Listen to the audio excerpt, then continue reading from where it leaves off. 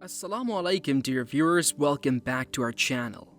A young man in his early 20s once asked a psychiatrist an intriguing inquiry. He informed the doctor that he was with his shepherd friend at his home when his friend had to go for a while and told him to look after the sheep.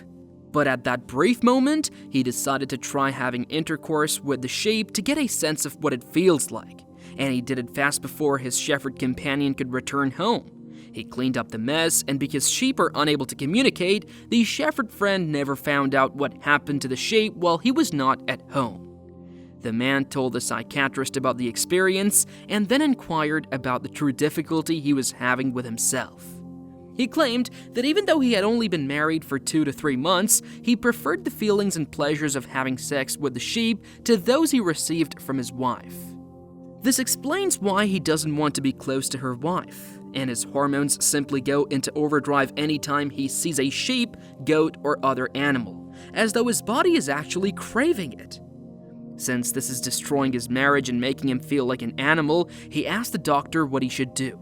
The man also told the doctor that he doesn't believe he's doing any sin because there is no mention of prohibition of having sex with animals in the Quran. His main concerns are the destruction of his marriage and the mental state he has put himself in. The man's decision to contact the doctor about his issue is what brought this question to light. But most incidents of this nature remain unreported and unregulated because the offender will never tell anyone. Some people may find this case extremely unusual, but the truth is that it is not new at all.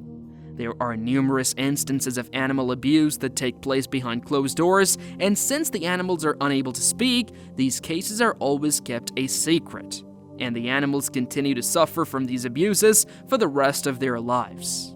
Sexual acts with animals are referred to as zoophilia and bestiality. Whatever the name, the action itself only refers to animal sexual abuse, ASA, because in this, the consent of the animal is a clear no, but the abuser takes the silence of the animal as a yes for making sexual contact with it. Sexual attraction to animals, or zoophilia, is classified as paraphilia in the Diagnostic and Statistical Manual of Mental Disorders. This indicates that engaging in sexual activity with animals is a mental illness. Regarding health issues, both humans and animals may sustain injuries or illnesses as a result of animal sexual abuse. Because human and non-human sexual organs differ in size, having sex with an animal can result in physical harm, or the animal may bite, kick, claw, or injure the human in some other way. Moreover, there are more than 200 other zoonotic diseases or illnesses that can spread from animals to people and vice versa. A recent study found that males who had sex with animals during their lifetimes had twice the risk of developing penile cancer compared to those who did not. Sexually transmitted infections were also more common in men who had sex with animals. Having stated that, when we see this activity through the prism of Quran and Hadiths, it is absolutely forbidden and against Islamic law. The only way that Islam allows one to satisfy their needs is through marriage. So, all other sexual activities, that is, sex outside marriage or with same-sex or with animals and even participation in self-pleasure, are absolutely forbidden and constitute sin. Narrated Abdullah, we were with the Prophet ﷺ while we were young and had no wealth. So Allah's Messenger ﷺ said, "O young people, whoever among you can marry should marry, because it helps him lower his gaze and guard his modesty, in other words, his private parts, from committing illegal sexual intercourse, etc. And whoever is not able to marry should fast, as fasting diminishes his sexual power." According to the Prophet Muhammad ﷺ, the sole way of fulfilling one's desires, safeguarding one's modesty, and lowering one's gaze is to marry. And if one is unable to marry, then he or she should observe fasting. There is no other prescribed manner through which a Muslim should satisfy his desires. In a Quran verse, only a wife is identified as a source of comfort, as she not only fulfills an individual's desires, but also offers support, affection, companionship, and offspring that are essential for the journey of life.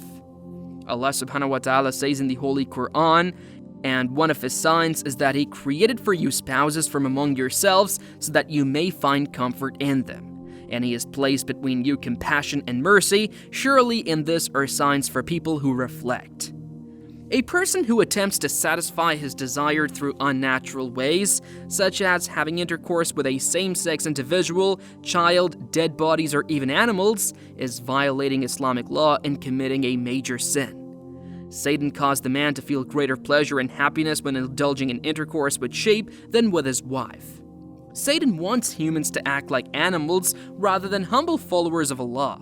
This is the same reason why the people of Lut alayhi salam stopped approaching women and instead started having relations with men, because Satan provided them more pleasure doing so, which led them to their own destruction. Allah subhanahu wa ta'ala says in the Holy Quran, "Indeed you approach men with desire instead of women. Rather you are a transgressing people."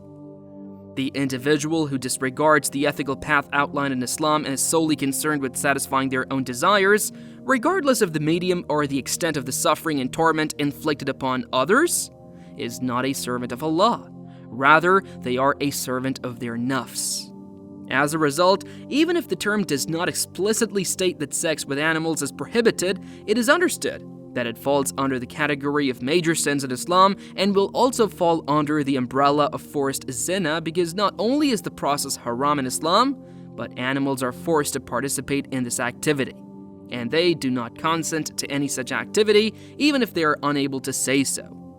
The man who inquired with the doctor about the reason for his preference for the sheep over his wife should recognize that this is a whisper from Satan. He must not only seek forgiveness from Allah subhanahu wa ta'ala for his sinful actions, harming of the sheep and the betrayal of his friend, but also begin to repair his relationship with his wife in order to earn Allah's approval, as the most virtuous of men are those who are the best to their wives. Additionally, he must rebuild his relationship with Allah to prevent Satan from infiltrating his heart and mind and from motivating him to commit such absurd crimes. It is imperative that we as humans exhibit compassion and affection for animals.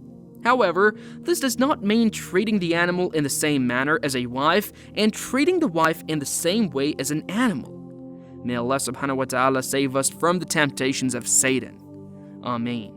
That's all for today. We trust that you found today's video both informative and engaging. Please remember to like and share this video, and don't forget to subscribe to our channel for more engaging content. Until we meet again, Assalamu alaikum.